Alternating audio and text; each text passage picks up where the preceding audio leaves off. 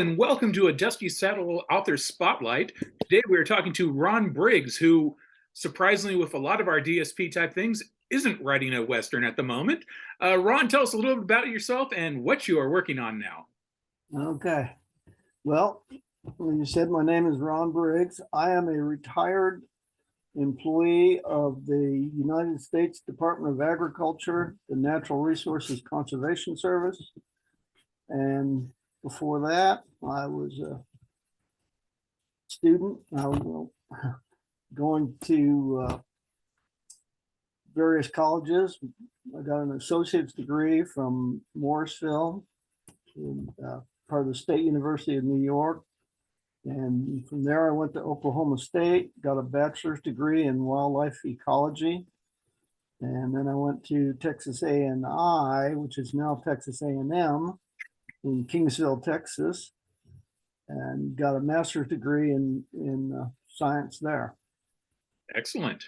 And I started my career with the Natural Resources Service, Conservation Service. And while I was working in the tallgrass prairie here in Kansas, I became very enthralled with the history and the goings on and how to manage and resurrect and so on of the tallgrass prairie. Mm-hmm. And in learning the history, I became involved in Civil War reenacting and Bleeding Kansas reenacting, and decided I was going to write this book about the very first white man that ever saw the tallgrass prairie. And to do that, I had to go back, before Spanish, before, French and so on. And I came up with starting as a Viking. So then I, went into researching Vikings and learned that they weren't Vikings, they were Norsemen. And Vikings is something that they did, not what they were. So I like to make that distinction. Anyway, I came up with learned that around the year 10,000 or 1000 AD, not only did the Vikings visit and colonize Greenland, they also became Christians. And my story is about a man who makes his voyage to Greenland when he was a teenager to become a man. He wanted to kill a big polar bear. And as it turned out, he did do that, but it cost the lives of a couple of people that he was friends with. And he found himself dying out on the ice of hypothermia and passed out. And next thing you know, he's warming up, and was saved by a young Dorset culture man, well, he was a very young man. He was 12 years old. And he got a new respect for what the Viking or the Norsemen called Skraeling. And that was a derogatory term. And he learned that they were not the heathens that he'd been taught. So he decided that he was going to try to change the Norse attitude towards Skraelings. And time went on, and he found out that he could migrate to Greenland with him and his family. He got married and had 2 children and a loving wife and a cousin who also owned a ship, and they decided they were going to go to Greenland. And they're on their way to Greenland, and they get intercepted by a massive storm that blew them way, way, way off course. Eric, the one that the stories, Eric Haroldson, which the story is all about, ends up being killed. And as it turns out, the only survivor of the whole voyage, 2 ships, and one survivor was Eric's son, whose name was Tor, and he ended up washed up on a beach in southern New Jersey. That is a big storm. Yes. Well, that wasn't just one. There was a series of storms that drove them there, and off the east coast of Long Island, they actually ran onto one of the rocky shoals, and the ship broke apart, and Tor ended up on a deck plank and drifted all the length of Long Island to end up on that Jersey shore. So you started this entire process to be able to have the first white man to come in contact with a tall prairie on this. So that's taken you, you're going beyond just Vikings in Vinland or in that type of thing, doing settlements in some parts of Eastern North America as it goes that way. You're really trying to run them down the whole way into the central part of the U.S. Well, right. Yes. Well, at this same time that this is going on, when Tor ends up in New Jersey and is adopted by the Lenape Indians, and they teach him several things, but word reaches Cahokia, and Cahokia at that time was just blossoming. The Mississippian culture was just beginning to blossom, and the big leader of Cahokia hears about this yellow-haired, blue-eyed boy in the Far East, and decides that he wants him to be. He figures he can use him as a messenger of the gods. So he sends a trader to find him, and it takes the trader about 4 years to find him and get him back to Cahokia. Well, during that time, the kid grows up. He meets a very special young lady in Western Pennsylvania, in the Monongahela tradition, which is, not very many people know about the Monongahelans, but they were a tribe that occupied Western Pennsylvania and Eastern Ohio in about this same time period. They disappeared by around 1200 AD, but this time period, 1020-ish, 23 or so, it's right in its heyday. So anyway, she does a lot of special things and meets him, and they're both 17 years old at the time, and the boy is being transported back to Cahokia by the trader. So she joins them, and they go to Cahokia, and while they're in Cahokia, a lot of special things happen. But one of the traders from the Lenape Nation ends up meeting a trader far up on the north end of the what we today call the Delaware River, and he runs into a trader there that trades him a wool hat. Well, that wool hat is a trademark of Tor's uncle, who lives in Greenland, whose land they were going to migrate to. Well, eventually, this trader had met Tor, and his name was Yellowhair by that time. The Indians called him Yellowhair. That's thus the story Yellowhair, the Yellowhair series. So he makes his way to Cahokia, and he shows Yellowhair this piece of wool hat, and tells him that there's a way that you can get back to your people.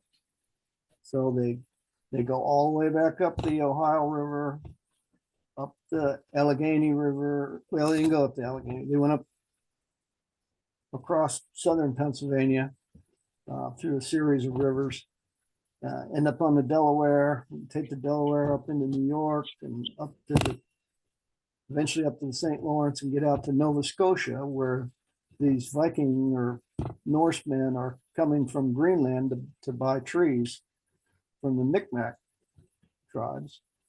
And about the time they get there, the Norsemen that come there once a year to buy trees, pretty well worn out their welcome. And the ship that Yellow Hair and his wife and his young son end up getting on is actually the last one that will ever be welcome in Nova Scotia. And this is the year about 1029 is when this happened, by the time they get there. So they go back to Greenland. When they get to Greenland and they find out that his uncle had sold his farm in Greenland and he now lives in Iceland. So they find a way to get to Iceland. Once they get to Iceland, the girl, Yellow Hair's wife, produces 5 daughters who provide the DNA that has a marker in about 80 people that live in Iceland today. So that's the whole reason for the story, was getting this woman from North America to Iceland. So what inspired you from going from tall prairie research type things to suddenly into a vast Nordic epic for this? I was writing this story and I got Yellow Hair to Cahokia, and I read a piece of research that talked about these people in Iceland today that have the DNA with a DNA marker from a North American woman. And I said, I've got a North American woman and I have a Norseman. I'm going to get him back to Iceland. So that changed my story. So you went from discovering tall grass to going back and relieving genetic markers. Right. Long time ago, when I very first started this project, I met Michael and Kathy Gear. And I don't know if you're familiar with them, but they're world famous authors. They did the People of series of prehistoric history of North America. And I met them in Cahokia because they were doing a book signing for their latest book at that time. And Kathy told me, well, one thing that you will do is when you're writing your story, you'll make changes. And that was one of the major changes. Absolutely. That's well, you're going from where you started and coming back again. Yeah. And the whole thing is going to be about Yellow Hair, who, when he gets back to Iceland, he calls himself Tor Eriksson, which is what his legal name would have been. He discovers that it's not an easy thing to get Norsemen to believe that Skraeling are actual people and so on. So he lives through that discrimination. His wife is subjected to a lot of hate, and but survives it all, perseveres, and eventually gets accepted into the community. So it's very good. So how do you go about assembling the entire story for something like this? Did you start with the characters? I mean, you obviously started with the idea of trying to get a Nordic man to a specific place, but what started your work on being able to put the book together? Well, as I started writing, one character had to meet another character. so that character had to be developed, and that led to another character and another, and just kind of and Mike, Builds on itself. that's another piece of advice I got from Mike Gear, was that when you start writing a story, the character takes on a life of his own, and you learn as much from the character as the character.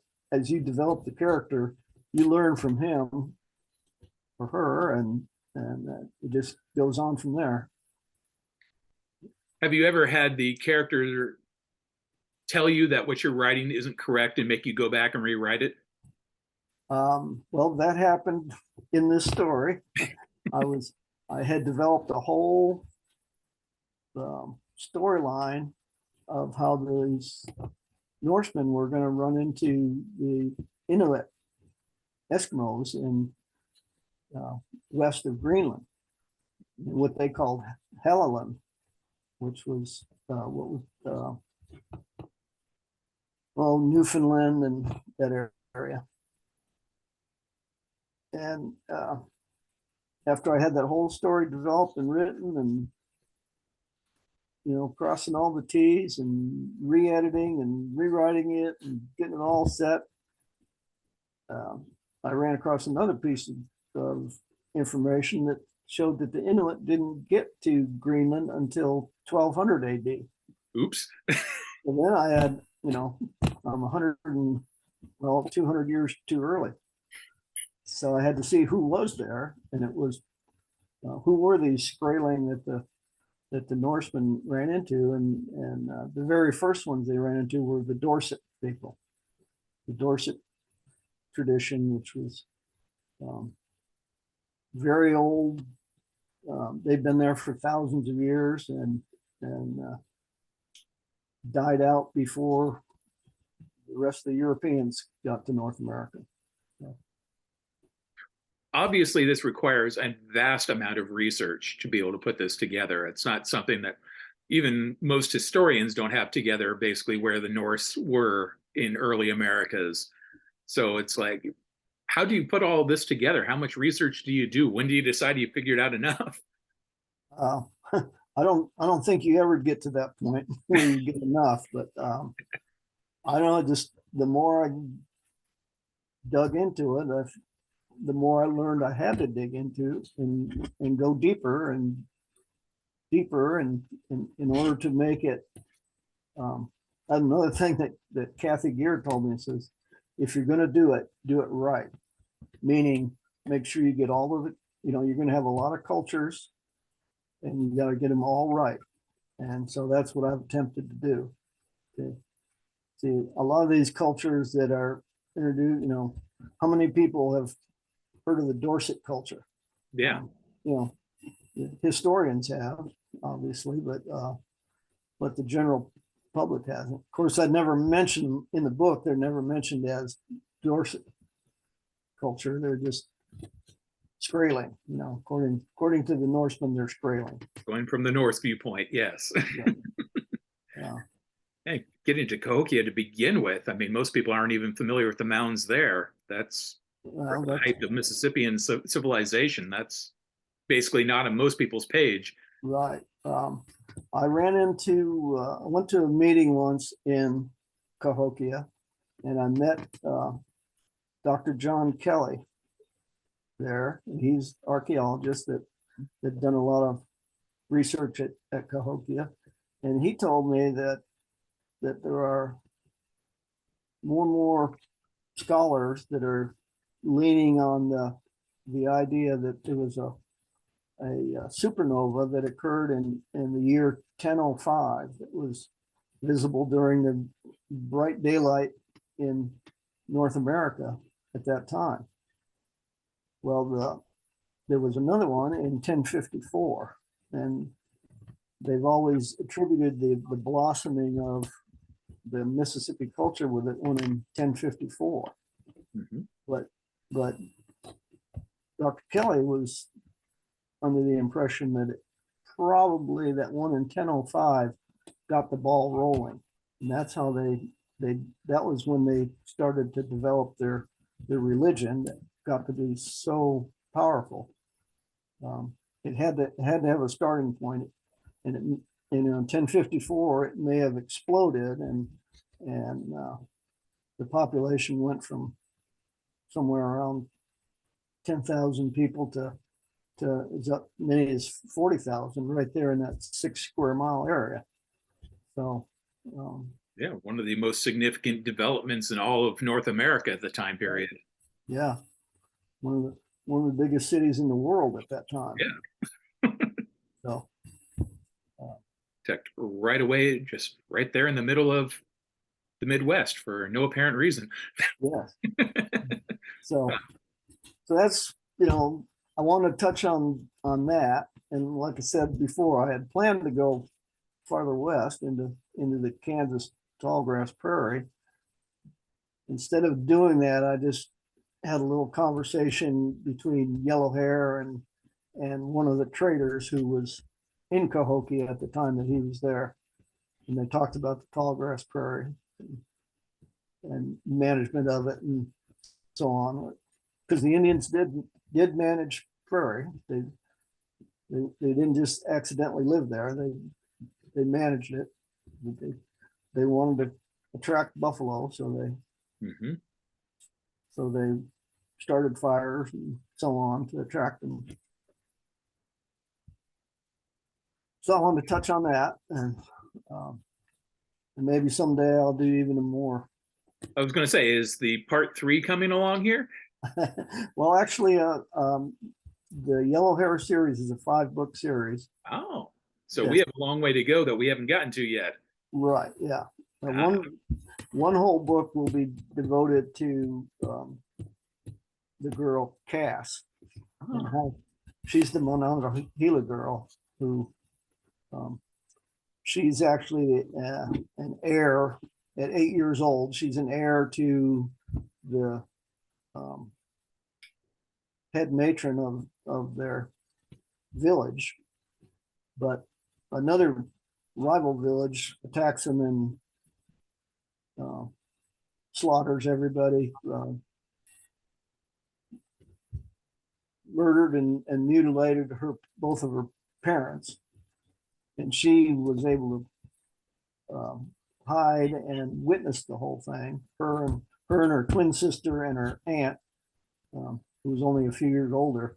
Anyway, they witnessed the whole thing, and in her mind, she was visited by a spirit helper, Wolf, who told her that she was going to kill that man, the evil war chief that was hurting her mother. And so her whole story is about how she developed into a fierce warrior, which, according to Monongahela tradition, was illegal. Women couldn't be warriors. That was absolutely prohibited. But she found a way, and she became very skilled, I guess, and she found a way to trick this evil war chief into coming out into the woods, and she met him out there and disarmed him, let him have his war club, and she had her war club, and they fought. And she's 17 years old, and he's about 30 by this time. And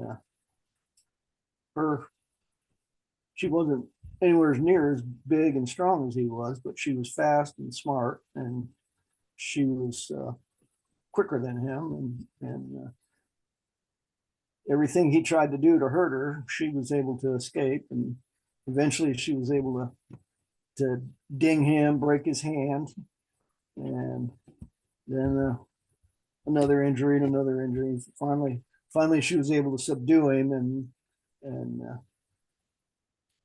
she, in her words, were, "War Chief, I vision seeing you laying on the ground in pain and knowing that you will never hurt another person in your life." And she made that happen.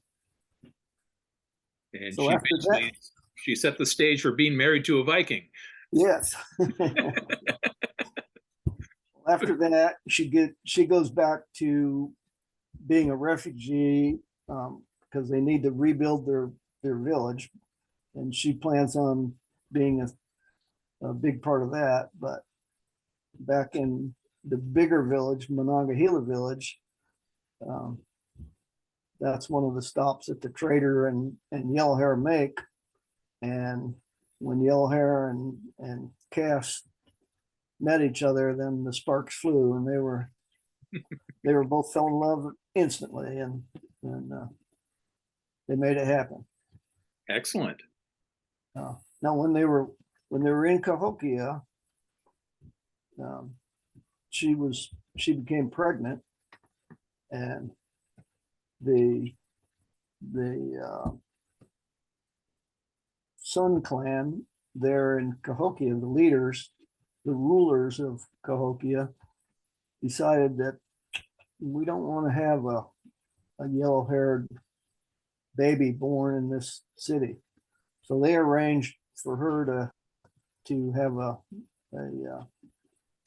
miscarriage by taking, the correct herbs that they snuck into her stew, and she had a miscarriage, and so that the ruling clan didn't have to compete with somebody who was really popular. They had to have their thumb on the popularity and Got to keep control. Yes. Right. Politics then was no different than politics today. Quite so. So, Eric, the Eric saga is currently up on Amazon. We should have Tor up within next week or two, I would expect on that. What's our timeline for the remainder of the saga? I am finishing up my edits on book 3 right now. I've already been through 4 and 5, but I'll go through them again. Excellent.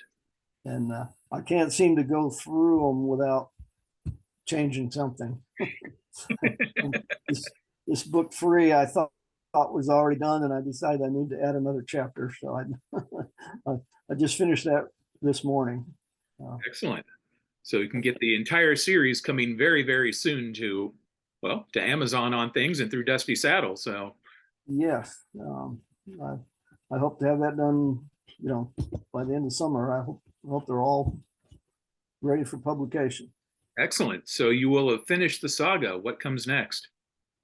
I'm just in my head right now, but I'm working on a scenario for a Bleeding Kansas. Oh, excellent. It would take place right here in the county where I live, which was a hub of activity during Bleeding Kansas. So, so some of the big things, like the Meridazine massacre. I don't know if you've ever heard of that. Yes. That occurred right here. Involved people from Mound City and from the little town of Pleasanton over to the east here a few miles. So, but some of the characters, Charles, here now I'm gonna draw a blank, but James Montgomery was a big Free State advocate. And Charles Jennison led a brigade in the war, and he didn't necessarily follow the rules. He thought a lot of rules at that point, particularly around Bleeding Kansas time period. He thought it was his mission to go burn out all of the homesteads in western Missouri. So yeah, he was a redleg. So hopefully that story will be coming, within a year. Well, that would be a very good one to be able to get going. We certainly would appreciate a whole new series going that direction. Certainly fits in everything else we're selling on there too. Okay, well, I'm just hoping that people enjoy what I've written so far. Indeed. Well, it sounds like a fascinating read with fantastic details into parts of America that people haven't even looked yet. So definitely would be a very good read for people. Yeah, well, hopefully. Oh, Ron, where can we learn more about you and about the books as they are available? I have an author page on WordPress, and I have another. I'm on Dusty Saddle. Yes, so you've got a good Dusty Amazon. Saddle. Hopefully we'll get more information to Dusty Saddle, so that Dusty Saddle will be the go-to place to find out about Ron Briggs. Outstanding. Always happy to fulfill that purpose. Yeah. Well, thank you for your time today. I appreciate you being interviewed. I appreciate it too, and look forward to the comments I get Absolutely. after it's aired on Facebook and other places. Very good. Well, thank you very much again. Okay, and it's a pleasure talking to you. Pleasure.